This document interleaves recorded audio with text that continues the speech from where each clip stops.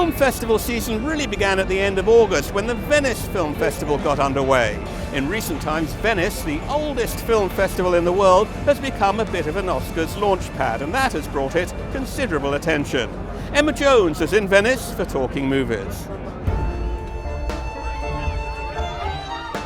It's no joke. There are those who think that the Best Picture Oscar was already given out at Venice. Amidst all the famous faces at this year's festival, on a carpet whose glamour is only rivalled by Cannes, one event stood out. Joker, starring Joaquin Phoenix, is directed by Todd Phillips. It shows the results when a lonely man with mental health problems is given a gun. Murray, one small thing. Yeah. When you bring me out, can you introduce me as Joker? Phoenix's performance was the most talked about moment of the festival, while the film scooped a traditionally art house prize, Venice's Golden Lion. It's just all so exciting the way the movie's been embraced by the Venice Film Festival. This festival has always been known for bold decisions. I think they did that this year with a lot of the movies, and we're just happy that we're one of them because we took a really bold swing with the film. The Venice Film Festival has become the place to launch an Oscar winner. From Gravity to Birdman to The Shape of Water, they all had their first screenings here. So creating a buzz about a film in Venice can often launch it straight into awards contention. While Joker continued its progress towards Toronto, another film also appearing at both festivals picked up Venice's Golden Lion for Best Screenplay.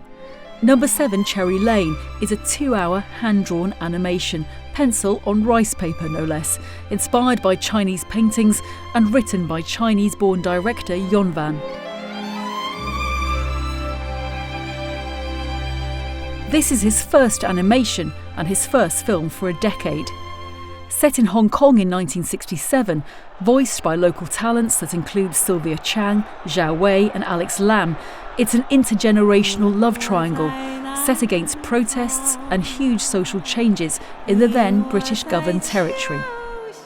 Yeah, the film has very controversial opinions, but art is controversial. And it looks like an ordinary love movie. But then this movie deals with sensuality, deals with human mind and all those. It's a very complicated movie. It's very nostalgia for me, seeing Hong Kong the way it was with the airplane right on top of everybody's rooftop. But for me, it's a very courageous film.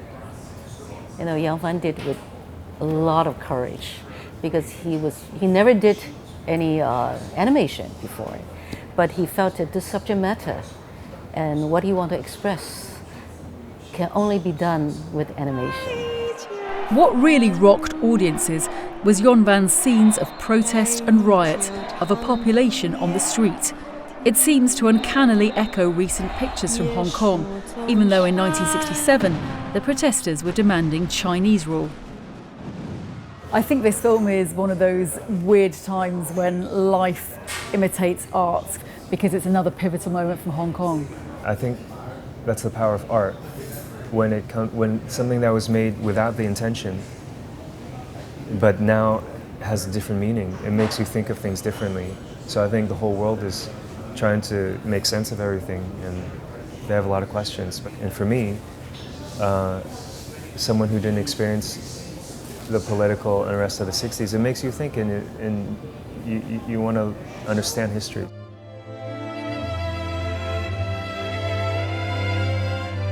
What did you want to say to Hong Kong with this movie? I would say to Hong Kong, I love you. Yes. When I first moved to Hong Kong, I smelled the freedom in the air, on the street, the word freedom in Hong Kong. And then until 1967, and there was this strong force from the north. The continuation of the Cultural Revolution came to Hong Kong, and then there was a big riot in Hong Kong, and then Hong Kong was upside down. But No.7 Cherry Lane should mainly be taken as a story of two women's emotional liberation and a work of exquisite nostalgia. Elsewhere in the festival, films meant to provoke did well. The Grand Jury Prize went to Roman Polanski's An Officer and a Spy, an intricate historical look at anti-Semitism in France through the Dreyfus Affair.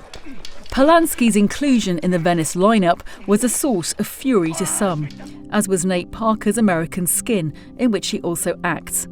The film earned an 8-minute standing ovation, despite mixed critical reviews, but may have rehabilitated his career after his last film was derailed by historic rape allegations, from which Parker had been acquitted.